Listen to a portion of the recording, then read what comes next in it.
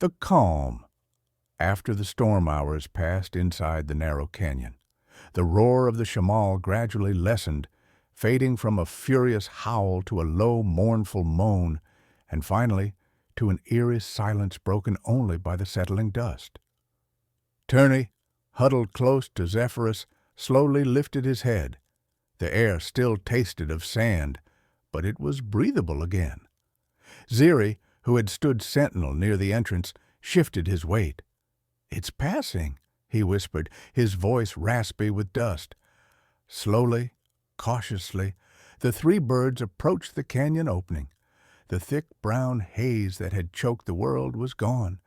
In its place, the first pale fingers of dawn stretched across the sky, painting it soft shades of pink and gray. They peered out. The Sahara landscape was transformed. Dunes that had sharp crests the evening before were now softened, smoothed by the wind's relentless sculpting. Everything was coated in a fresh layer of fine, pale sand, muffling sounds and giving the world a strangely pristine, untouched look. The air was incredibly still and clear. Turney took a deep breath, marveling at the change. The terrifying power of the storm was gone, leaving behind a quiet, almost fragile beauty. He looked at Zephyrus, whose eyes reflected the soft morning light, wide with relief. "Wow!" Zephyrus breathed out, shaking a final bit of sand from his wing. "I've never seen anything like it."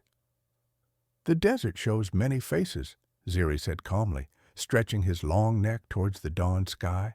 "Fury and then peace. It demands respect." He looked down at the small terns.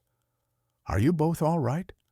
Turney nodded, feeling a bit shaky but incredibly grateful. "Yes, thanks to you, Ziri. You saved us." Zephyrus nodded vigorously in agreement.